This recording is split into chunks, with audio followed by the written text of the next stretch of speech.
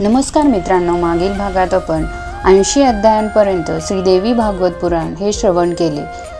यापुढील अध्याय बघण्यासाठी चॅनलला सबस्क्राईब करा. अध्याय 81 जंबू नदीपासून सुवर्ण उत्पत्ती. अरुणोदा नदी मंदर पर्वतावरून वाहत येते. त्या नदीच्या पाण्याने गंधर्वपत्नी आणि जगदंबेच्या सख्या स्नान करतात. त्यामुळे नदीचे पाणी हे सुगंधित झालेले आहे. तिच्यावरून वाहणारा वायू आसपासच्या प्रदेशाला तो सुगंध पुरवितो. तेथील वृक्षांची जांभुळे रसयुक्त होतात. या जांभूळ फळातील रसाने तृप्त झालेली देवी जगदंबिनी येथे निवास करते. जंबू नदीच्या दोन्ही तीरांवरील माती जांभूळ रसाने युक्त अशी होऊन तिच्यावर पडणाऱ्या सूर्यकिरणांनी शुष्क होऊन ती विद्याधर तसेच देवांच्या बायकांचे अलंकार बनवण्यास योग्य अशी आहे. त्या नदी तटावरील मातीला जंबूनद स्वर्ण म्हणतात. प्रक्रिया माहीत असणाऱ्या व्यक्ती याच स्वर्णापासून मुकुट, तगडी, केयूर आदी अलंकार बनवतात. सुपार्श्व पर्वतावर कदंबाचा विशाल वृक्ष आहे. त्या वृक्षाच्या मुळापासून 5 प्रवाह धारा उगम पावून पृथ्वीवर वाहत येतात. त्यांना मधुधाराही म्हटले जाते. तेथील महादेवी धारेश्वरी नावाने ओळखली जाते. हिलाच आणखीही बरीच नावे आहेत. अशा प्रकारे कुमुद पर्वतावरील शरददल नावाच्या प्रसिद्ध वटवृक्षापासून उगम पावलेले नद पृथ्वीवर वाहत येतात. ते इला वृत्ताच्या उत्तर भागातून प्रवाहित होतात आणि सर्व बाजूंनी जमीन परिपूर्ण करतात. त्या नदीच्या तटावर मीनाक्षी विराजमान आहे.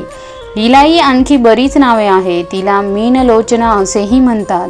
ईश्वराची संगिनी ही जगदंबा तप आणि स्मरण केल्याने प्रसन्न होते. अध्याय 82 देवीची उपासना.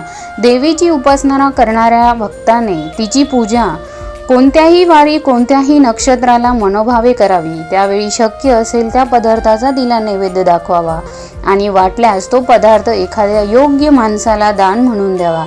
जर पूजा ब्राह्मणाने सांगितली असेल तर तो नैवेद्य पदार्थ त्यालाही दिला तरी चालतो.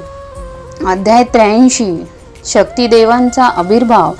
श्री नारायण नारद मुनींना म्हणाले, हे महर्षी, गणेशजींनी दुर्गा, राधा, लक्ष्मी, सरस्वती आणि सावित्री या 5 देवतांना प्रकृती असे म्हणतात. यावेळी नारदांनी विचारले, त्यावेळी प्रकृतीचा आविर्भाव कसा काय झाला? तिचे लक्षण कोणते होते? त्याचे हे 5 प्रकार कसे झाले? त्याचे चरित्र काय? या संबंधी आपण मला कथन करावे. श्री नारायण त्यावेळी म्हणाले, हे वत्सा, प्रकृतीचे खऱ्या अर्थाने कोण कसे काय वर्णन करू शकेल? तरी पण धर्माने जे काही सांगितले होते ते मी आता तुला सांगतो. म्हणजे प्रकृष्टवाचक, कृती म्हणजे सृष्टीवाचक. अशा प्रकारे सृष्टीमध्ये परम प्रवीण देवी हीच प्रकृती समजली जाते. सत्वगुणांच्या अर्थाने प्र शब्द, रजगुणाच्या अर्थाने कृ शब्द आणि तमगुणाच्या अर्थाने ती शब्द मानतात. अशा प्रकारे सत्व, रज, तम या त्रिगुणात्मक रूपाला शक्तीचे सृष्टी कार्य करणारे प्रकृती रूप मानतात.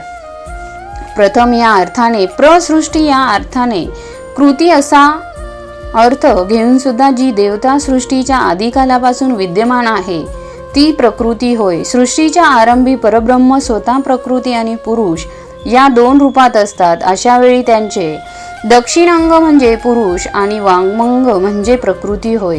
प्रकृती स्वरूपात नित्य सनातनी असून त्याच्यात ब्रह्माचे सर्व गुण विद्यमान असतात. ज्याप्रमाणे अग्नीमध्ये दाहक शक्ती नेहमी संपन्न असते त्याप्रमाणे ही गोष्ट आहे. म्हणूनच ज्ञानी योगीजन स्त्री आणि पुरुषात काही भेद मानत नाही. ते म्हणतात की सत असत सर्व काही ब्रह्ममय होय. श्रीकृष्ण स्वतंत्र पुरुष असूनही जेव्हा ते सृष्टी निर्माण करू इच्छितात त्यावेळी मूळ प्रकृती रूपी ईश्वरी देवीचा आविर्भाव होतो. नंतर त्याच मूळ प्रकृतीच्या आदेशानुसार सृष्टी निर्माण करण्यासाठी तिची 5 रूपे होतात आणि ही रूपे भक्ताच्या अनुरोधामुळे त्यांच्यावर कृपा करण्यासाठी वेगवेगळी रूपे धारण करतात. गणेशाची आई दुर्गा हीच शिवरूपा आणि शिवप्रिय होय. तीच नारायणी विष्णुमाया आणि पूर्ण ब्रह्मांडरूपिणी होय. ती सृष्टी, पुष्टी, लक्ष्मी, धृती, माया व श्रीकृष्णाची सर्व शक्ती स्वरूप आहे. श्रुतीने तिचे गुणगान केले आहे. ती अनंत गुणी व अनंत रूपी आहे. तिच्या अनंत रूपाविषयी आता मी कथन करतो. शुद्ध सत्व स्वरूपा जी आहे तीच पद्या होय. तिलाच परमात्मा म्हणतात. सर्व संपत्तीची तीच निर्माती आहे. सर्व अन्नपदार्थ तिचीच रूपे आहेत. प्राण्यांच्या जीवनधारणेसाठी तिने रूप घेतली आहेत.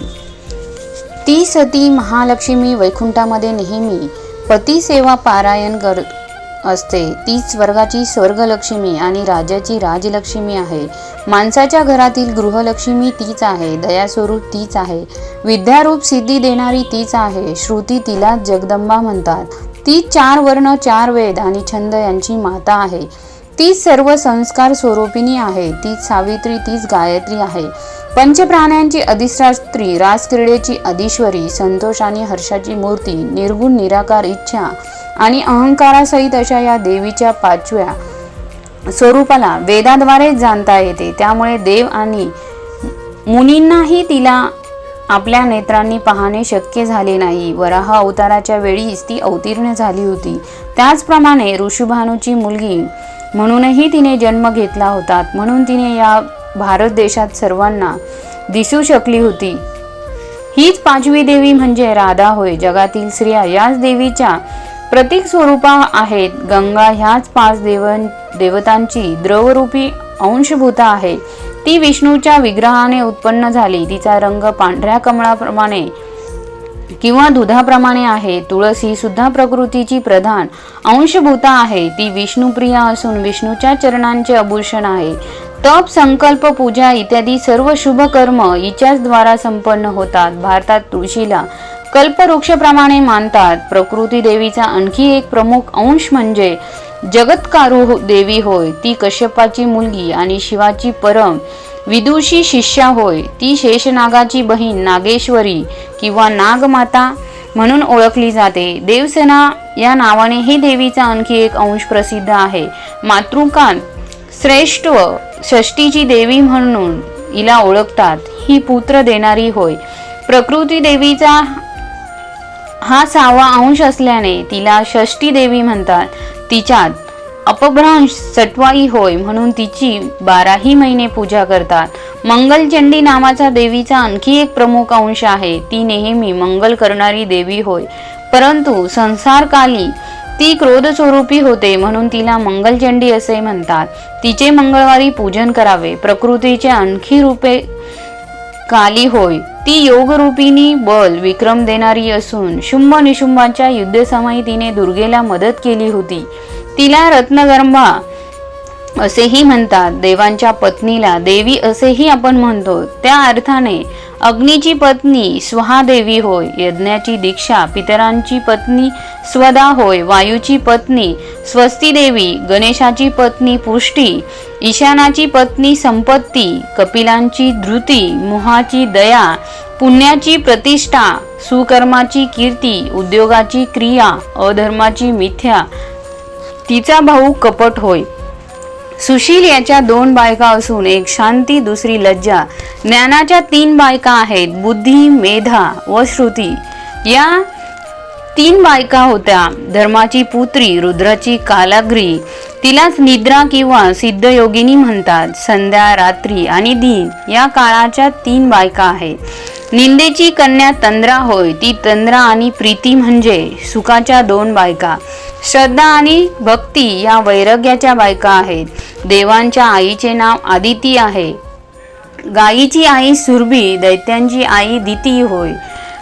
क्रदू, विनिता आणि दनू या सृष्टिकार्य सांभाळणाऱ्या होत्या. चंद्राची पत्नी रोहिणी, सूर्याची पत्नी संध्या, मनूची पत्नी शतरूपा, इंद्राची शची, बृहस्पतीची तारा, वशिष्ठाची अरुंधती, गौतमीची आहिल्या, अत्रीची अनुसया, दक्षाच्या बायका देहुदूती, प्रसूती आणि कर्दमा, पितरांच्या मानसकन्या मेनका आहे. ती अंबिकेची मुलगी होय. लोपमुद्रा, कुबेर पत्नी कुंती, वरुण पत्नी वरुणानी आणि बलाची पत्नी विद्यावली होय. यांच्याशिवाय कांता, दमयंती, यशोदा, देवकी, गांधारी, द्रौपदी, शव्या, सत्यवती, ऋषभानुपत्नी, लक्ष्मणा, रुक्मिणी, लक्ष्मी, सीता इत्यादी प्रकृतीचे अनेक अंश भारतवर्षात होऊन गेले आहेत। यांच्याशिवाय सर्व ग्रामदेवता प्रकृतींच्या अंश आहे। जगातील सर्व स्त्रिया ही प्रकृतीच्याच अंश आहेत, म्हणून स्त्रियांचा अपमान म्हणजे साक्षात प्रकृतीचाच अपमान होय।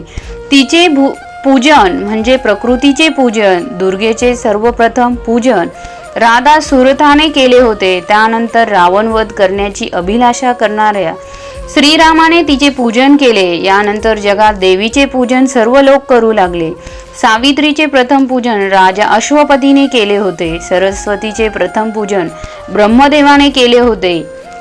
गोलोकाच्या राजमंडलात राजेचे सर्वप्रथम पूजन झाले। अशा प्रकारे भगवतीचे जे जे अंश आविर्भूत होत गेले त्यांची पूजा या भारतवर्षात होत आहे आणि होत राहणार आहे। अध्याय 85 पंचप्रकृती उत्पत्ती। नारद म्हणाले, हे भगवान, सृष्टीच्या आदिकालात अशा देवींचा आविर्भाव कसा झाला, तसेच ती देवी 5 रूपे घेऊन कशी प्रगट झाली? त्रिगुणात्मिका देवीचे चरित्र मला ऐकवा। श्री नारायण म्हणाले, आत्मा, आकाश, काल, दिशा आणि भूलोक तसेच गोलोक हे सर्व स्थायी आहे। त्यात एक वैकुंठही आहे। परब्रह्म देही स्थायी असते, त्याची सनातनी लीला प्रकृती ही नित्य स्थायी आहे। सर्वतंत्र स्वतंत्र परमात्मा साकार आणि निराकार आहे। ही देवी ही त्याचप्रमाणे आहे। परमात्मा तिच्याबरोबर अभिन्न रूपाने प्रतिष्ठित असतात। याच्या निराकार तेजोमय रूपाचे योगीजन सदा ध्यान करतात आणि म्हणतात, परामानंद स्वरूप परब्रह्म आणि ईश्वर यात कोणताच भेद नाही। हे अदृश्य परंतु सर्वदृष्टा, सर्वज्ञ, सर्व कारण, सर्वदाता आणि सर्वरूप आहे।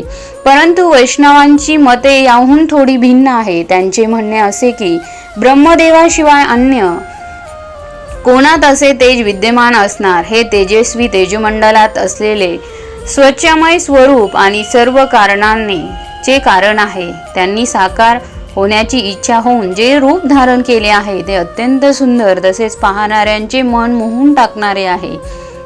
ते असे किशोर वय, शांत स्वभाव, सर्वकांत परात्पर तसेच नवीन मेघासारखी आभा असणारे श्याम विग्रहरूपी, शरत्कालीन विकसित कलमांची शोभाहरण करणारे नेत्र, मोत्यांवर मात करणारी दंतपक्ती, मोर मुकुट, मालती माला, सुंदर नासिका, गोंडस मुख असे भगवान भक्तांवर सदा अनुग्रह करतात।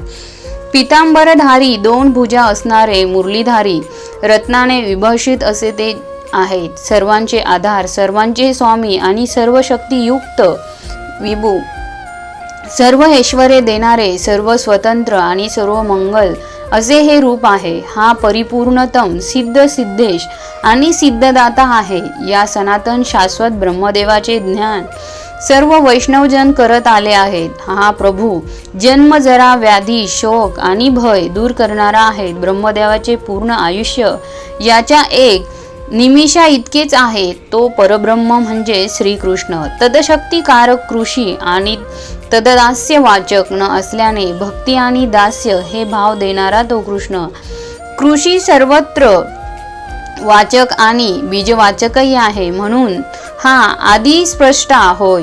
तो एकटाच बसून सृष्टीचा विचार करू लागला, परंतु याच्याच अंशभूत काल याने या कार्यात अडथळा आणला होता, म्हणून या स्वेच्छेने 2 रूपात प्रविष्ट झाला। त्याचा वामभाग नारी आणि दक्षिण भाग पुरुष आहे। स्त्री झालेला भाग अतिशय सुंदर होता, विकसित कमलाप्रमाणे कांती असलेला। त्या दिव्य रूपी स्त्रीकडे ते सनातन पुरुष पाहू लागले। रासेश्वर श्रीकृष्ण रास उल्हासाने उल्लसित होऊन त्या स्त्रियबरोबर रासलीला करू लागले। तेथील शोभा अशी होती की शृंगार तेथे मृतिमंत झाला। रास करता करता ते जगतपिता परिश्रमात झाले। रासलीला समाप्त झाल्यावर ती नारीही थकून गेली। नंतर हा विश्वलोक तयार झाला। तिचा निश्वास वायू बनला, तोच वायू प्रगट झाला। त्याचे 5 पुत्र देहधाऱ्यांचे पंचप्राण झाले, ते म्हणजे प्राण, अपान, समान, उदान आणि ध्यान आहे। भगवान कृष्णाच्या चिन्मयी शक्तीने ब्रह्म तेजाने तेजस्वी बनवून ती मन्वंतरापर्यंत तेजस्वी राहिली. ती श्रीकृष्णांच्या प्राणांवर अधिकार चालवीत राहिली. ती त्यांच्याबरोबर सतत असे आणि श्रीकृष्णांना ती प्राणाहूनही प्रिय होती. त्यांच्या वक्षस्थलावर ती विराजमान झाली होती. 100 मन्वंतरांच्या नंतर तिने स्वर्णाप्रमाणे तेजमय अशा बालकाला जन्म दिला. तो विश्वधारण करणाऱ्या कामात समर्थ होता, पण त्याला पाहून देवीने दुःख होऊन रागाने त्याला ब्रह्मांड लोकाच्या जलात फेकून दिले. हे कृत्य पाहून श्रीकृष्ण रागावले आणि त्या क्षणी त्याने देवीला शाप देऊन टाकला. हे निष्ठुरे, क्रोधाने तू या शिशूला जलात फेकलेस. ही गोष्ट चांगली केली नाहीस. आजपासून तू संतानहीन होशील. तिची एक मानसकन्या शुक्लवर्णी आणि मनोहर अशी तिच्याजवळ आली.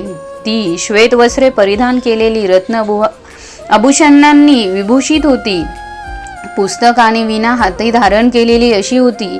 ती सर्व शस्त्रांची आदिदेवी झाली. काही काळ लोटल्यानंतर हीच 2 रूपात प्रगट झाली.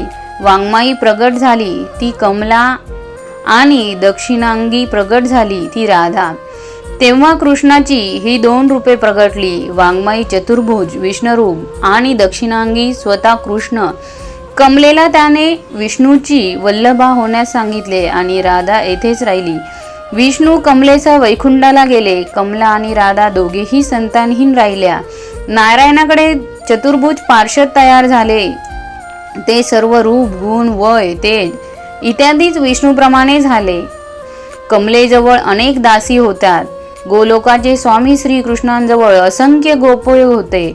ते श्रीकृष्णाला प्राण समान प्रिय होते. भगवानाने त्यांना आपले पार्षद बनवले. राधेच्या सख्या गोपी अनेक होत्या. सर्वजण गोप गोपिका श्रीकृष्णाच्या उपासक उपासिका सनातानी विष्णुप्रिया भगवती दुर्गेचा आविर्भाव. अध्याय 85. विराट स्वरूप बालक. श्री नारायण म्हणाले, हे नारदा, हे अंडकार बालक ब्रह्मदेवाच्या आयुष्यभर ब्रह्मांडाच्या जलात राहिले. नंतर त्याचेही 2 रूपात प्रकटन झाले. एक अंडकार व दुसरे शिशुरूप. तो शिशु कोटी सूर्याप्रमाणे ज्योतिमान होता, परंतु मातेचे दूध न मिळाल्यामुळे तो भुकेने सारखा रडू लागला. त्याचे तेज मात्र श्रीकृष्णाच्या 16व्या अंशाप्रमाणे होते. राधेचा हा पुत्र संपूर्ण विश्वाचा आश्रय आहे. हाच तो महाविष्णू. त्याची रोमसंख्या जितकी असंख्य तितके विश्वही अगणित. त्याची गणिती करायला श्रीकृष्ण सुद्धा असमर्थ आहे. ज्याप्रमाणे रजगण अगणित असतात, त्याचप्रमाणे या बालकाच्या शरीरात किती ब्रह्मा विष्णू आहेत त्याची मोजणी करणे असंभवच आहे. काही कालाने ते बालक भुकेमुळे रडता रडता आपली सृष्टी चौफेर टाकू लागले. त्याला या सनातन ब्रह्मज्योतीचे दर्शन झाले आणि श्रीकृष्णाचे ज्ञान झाले. आपला पिता परमेश्वर समोर पाहून ते बालक प्रसन्न झाले. श्रीकृष्णाने मग त्या बालकाला ज्ञानी हो असा वर दिला. तसेच तहान भूक तुझ्यापासून दूर राहील आणि असंख्य ब्रह्मांड तुझ्या आश्रित राहील असे सांगितले. नंतर त्यांनी त्याच्या कानात षडाक्षर मंत्र सांगितला. हा मंत्र वेदांचे प्रमुख अंग मानले जाते. श्रीकृष्णाय स्वाहा असा हा तो मंत्र. बालकाच्या भोजनाची व्यवस्था पित्याने श्रीकृष्णाने अशी केली. प्रत्येक विश्वात अर्पण होणाऱ्या नैवेद्याचा 16 अंश विष्णूला तसेच 15वा अंश हा बालकाला मिळावा. त्याला असा मंत्र आणि वर देऊन श्रीकृष्ण म्हणाले, आता तुला आणखी कोणता वर देऊ? विराट पुरुष बालक म्हणाले, मी आपल्या जीवनभर तुमची भक्ती करत राहीन असा वर मला द्या. श्रीकृष्णाने त्याला तसा आशीर्वाद दिला आणि तू चिरस्थायी आणि स्थिर रूप राहशील. तू कधी कष्ट होणार नाहीस असे सांगितले. ते पुढे म्हणाले, ब्रह्मदेव नाभीतून जन्म घेईल. तसेच तुझ्या ललाटापासून 11 रुद्र होतील. श्यामवर्णी तरुण पितांबरधारी जलशय्येवर शयन करणारे प्रसन्न मुख असणारे विश्वव्यापी पुरुष म्हणजेच जनार्दन. अध्याय 86. सरस्वती कवच. नारद म्हणाले, मला आपण या प्रकृती देवींच्या पूजनाबद्दल सांगा. श्री नारायण म्हणाले, दुर्गा, राधा, लक्ष्मी, सरस्वती आणि सावित्री या 5 देवी सृष्टीच्या विधायिका आहे. या प्रकृतीच्या अंशरूपा देवी आहे. यांची संक्षिप्त मधुर रागरहित चरित्रे प्राणीमात्राला पवित्र करतात. आरंभी भगवान श्रीकृष्णाने त्या सरस्वतीचे पूजन केले.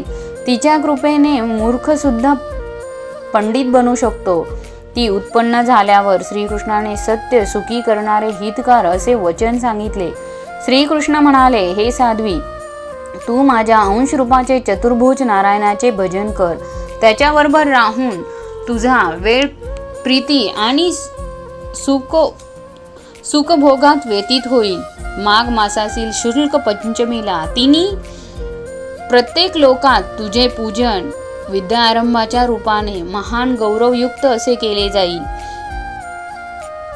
त्या पूजन काळी विद्वान तुझे श्रोतपाठ करतील. एवढे सांगून श्रीकृष्णाने स्वतः तिचे पूजन केले. नंतर ब्रह्मा, विष्णू, शिव, अनंत, धर्म, मुनिवर, सनादिकाती सर्व देव, मनुष्य, राजा इत्यादी सर्वांनी तिचे पूजन करण्यास आरंभ केला. तेव्हापासून सर्व लोकात सरस्वतीचे पूजन होऊ लागले. आता कण्व शाखेच्या मताप्रमाणे जगदंबा सरस्वतीच्या पूजनाची रीत सांगतो. मागातील शुक्ल पक्षातील पंचमी विद्यारंभासाठी शुभ दिवस मानतात. त्यांच्या पूर्वकालही पवित्र आणि संयमशील राहून त्या दिवशी स्नानादी नित्य क्रियातून निवृत्त झाल्यानंतर कलशाची स्थापना करावी. नंतर स्वशाखेच्या रीतीप्रमाणे किंवा तंत्रोक्त पद्धतीने गणेशाची प्रथम पूजा करावी. नंतर सरस्वती पूजन व ध्यान करून ब्रह्माघटात तिला आवाहन करावे. नंतर षडोपचार पूजा करावी, ध्यान करावे, व्रतस्थ करावे. पूजेला नैवेद्यासाठी काय घ्यावे ते वेदातही सांगितले आहे. देशकालानुसार उपलब्ध शुद्ध स्वच्छ फळे किंवा अन्य खाद्यपदार्थ श्रेष्ठ नैवेद्य असतो. नैवेद्याविषयी सुगंधी श्वेत पुष्प, श्वेत चंदन, सुंदर नवीन श्वेत वस्त्रादी देवीला अर्पण करावी आणि शंखाचा उपयोग करावा. देवीचे ध्यान करण्याने भ्रम नष्ट होतात. पूजेनंतर कवच पाठ करून देवीला साष्टांग नमस्कार करावा. ओम ह्रीं सरस्वते नमः हा वैदिक अष्टाक्षर मंत्र आहे. या मंत्राचा जप सर्व प्रकारे उपयुक्त आहे. या मंत्राची सिद्धी झाल्यानंतर साधक बृहस्पतीप्रमाणे ज्ञानी होतो. गंधमादन पर्वतावर ब्रह्मदेवाने भृगूला सरस्वती कवच सांगितले होते. याचा प्रयोग संपूर्ण तत्वज्ञान आणि सर्वत्र साधन यासाठी केला जातो. सरस्वतीला सर्व अर्थाने रक्षण करण्यास विनवले आहे. ब्रह्ममंत्राच्या विग्रहरूपी या कवचाने विश्वविजय हे नावही प्रसिद्ध आहे. अध्याय 87 सरस्वती स्तोत्र. श्री नारायण म्हणाले, संपूर्ण मनोरथांना पूर्ण करणारे सरस्वती कवच ऐक. पुरणकाळी याज्ञवल्क्य नावाचे एक महामुनी होऊन गेले. त्यांनी सरस्वतीला प्रसन्न केले होते, पण गुरुशाप मिळाल्यामुळे त्यांची विद्या नष्ट झाली होती. त्यामुळे दुःखी होऊन ते लोकार्क कुंड या ठिकाणी गेले. तेथे त्यांनी भगवान भास्करांची स्तुती केली. भास्करांनी त्यांना वेदांग शिकवले आणि स्मृती राहावी म्हणून सरस्वतीचे कवच म्हणायला सांगितले. नंतर सूर्य अंतर्धान पावला. याज्ञवल्क्यांनी स्नानादी करून देवी सरस्वतीची उपासना केली. तिला विनवले की मला ज्ञान, स्मृती, विद्या, शक्ती तसेच ग्रंथ रचनेत समर्थ बनव. मातीत पेरलेल्या बीजांना जसे देव वेळेवर अंकुरित करतो तसेच माझे नष्ट झालेले ज्ञान पुन्हा प्रगट कर.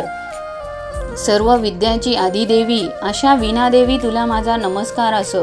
व्याख्यान स्वरूपा तसेच वाक्यांची अधिष्ठात्री तुला माझा नमस्कार असो.